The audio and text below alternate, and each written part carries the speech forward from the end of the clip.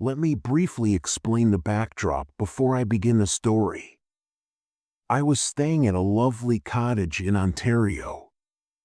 It was a part of a tiny community with 12 cottages total, all of which were organized in a semicircle around a lovely park with big trees, a little playground, and a picnic area.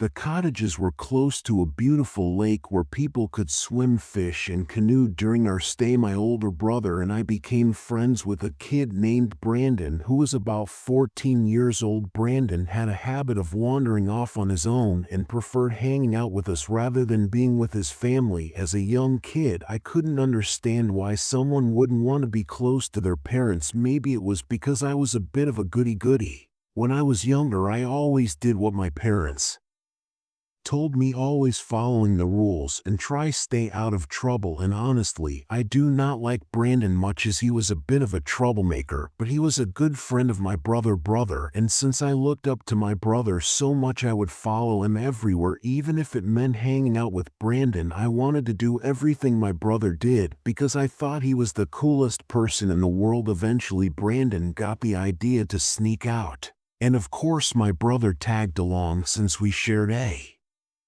room. I had no choice but to join them. At first, we simply wandered over to the park and hung out there for a while, enjoying the quiet night and the cool breeze rustling through the trees. But soon we all felt bored and wanted to do something more exciting, so I suggested we call it a night and head to bed. But the older kids were the ones making decisions. Reluctantly, we set out into the woods with only Brandon's phone's faint glow to guide us.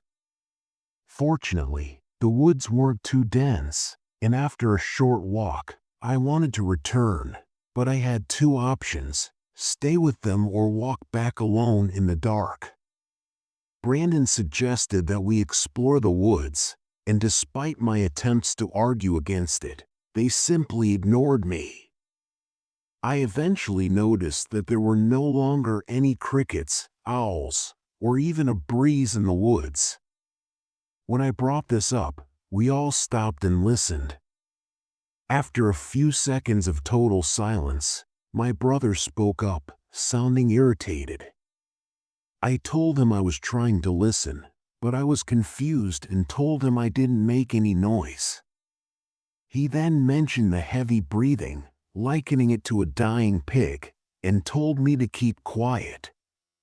Just as I was about to argue, I heard the breathing too. It was heavy and sounded difficult. I whispered, "That's not me. I can hear it too."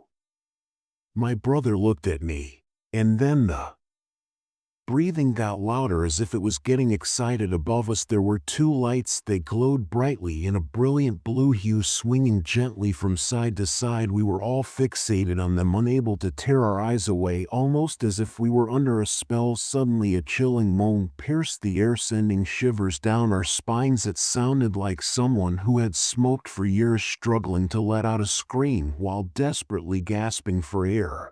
And we started running. We could hear branches breaking and trees shaking behind us. Whatever it was, it seemed to be in the trees. I cannot run too fast, mostly because of my small feet, so I knew I couldn't keep it up for long. Soon pain shot through my legs and I had to stop while my brother and Brandon kept running ahead, leaving me behind. Still, that thing, whatever it was getting closer fast, so I dove into a bush nearby, but luck wasn't on my side because it turned out to be a thorn bush. Within seconds, I was covered in cuts and scratches. Yes, I had to bite my lip to stop myself from crying out in pain. As I sat there trying to stay quiet, I heard something heavy land on the forest floor nearby. From my hiding spot in the bush, I saw the two lights from before shining into the small clearing where I was, but these weren't lights, they were eyes. Those eyes revealed a creature that seemed like it came from a scary dream. It was about 7 foot tall, skinny, and its skin was a dark gray color. Its arms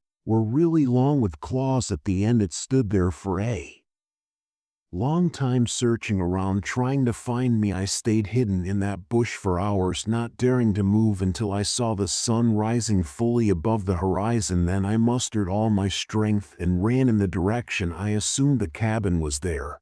and I didn't care that I was bleeding heavily or that my clothes were ripped to pieces by the thorn bush. I ignored the burning feeling in my legs as I ran through the forest for what seemed like an eternity, and then I stumbled onto a busy highway. The next thing I knew, I was in a hospital bed with beeping machines and worried faces. Apparently, someone had seen me leaving the woods in TN pajamas and had called for help, but when I tried to explain what had happened, no one believed me. When I persisted, everyone assumed I was just dreaming since I had been in the woods for too long. My brother eventually returned home and waited until daylight to tell me what had transpired, at which point a search party was formed before they were called to come retrieve me. Since those horrifying events occurred more than 7 long years ago, I have devoted numerous hours to searching the internet in vain for any information that could lead me to that enigmatic. This occurred around 2 years before the pandemic, when I was experiencing mental health issues and a strained connection with my parents.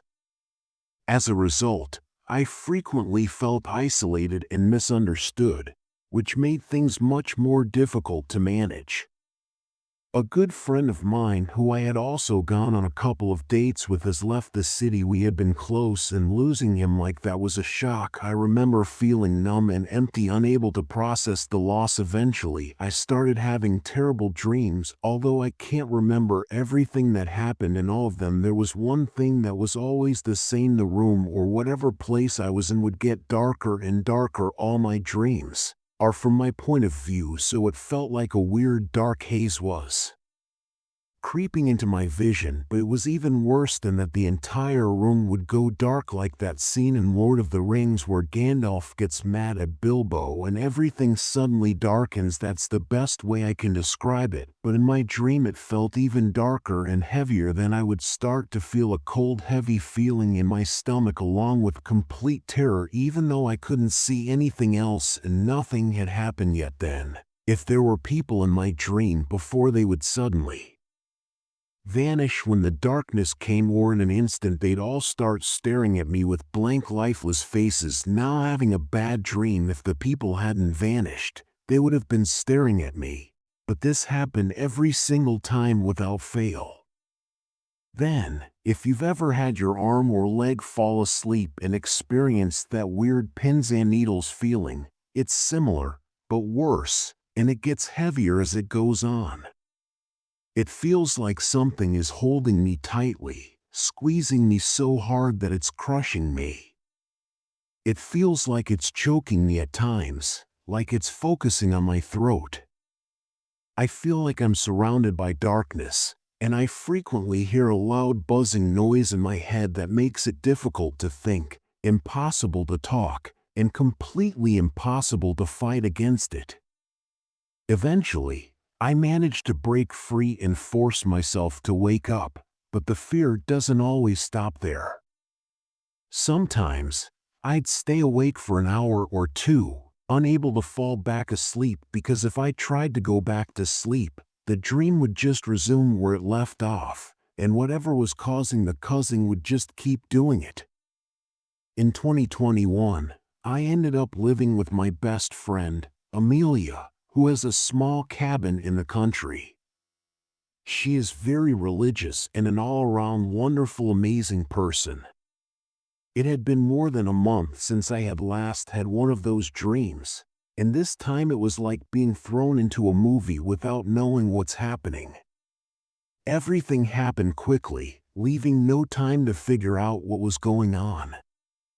I remember clearly stumbling out of the cabin, jumping into my Jeep, and speeding down the dark back roads where I lived before.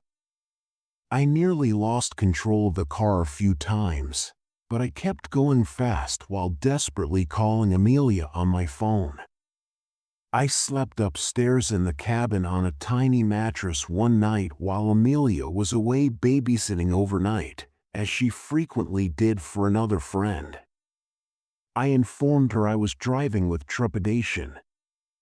I went to the hospital because I felt really ill and knew that something terrible was going to happen. She asked me what was wrong, but her voice began to wane.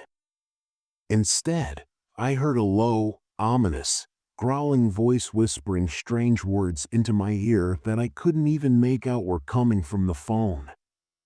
I looked at the dashboard's rearview mirror, but then the terrifying part of my dream began. Suddenly, my Jeep's headlights went out, and I was unable to turn them back on, so my vision was beginning to blur.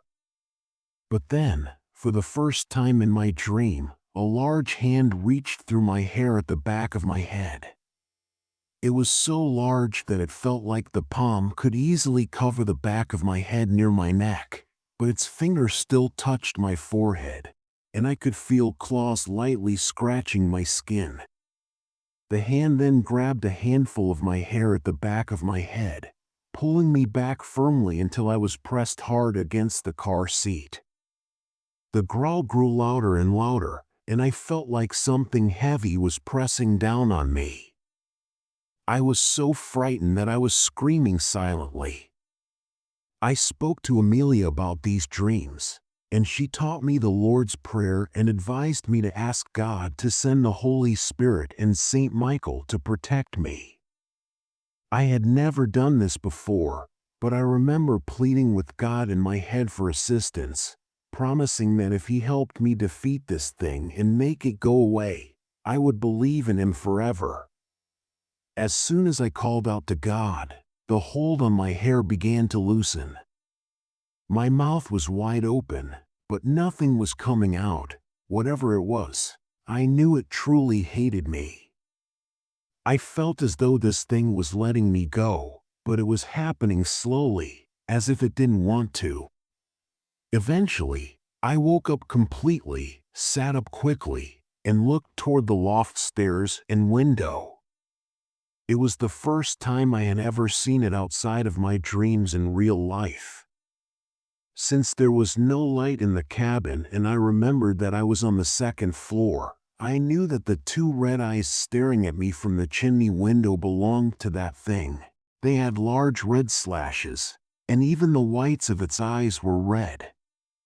I couldn't see any other details, other than its oddly shaped head, but the fact that it was staring at me from a second-story window with no trees or air conditioners nearby indicated that whatever it was. I immediately called Amelia and pleaded with her to stay on the phone with me while I explained the dream and what had happened. Fortunately, her friend was home, so Amelia could begin returning home.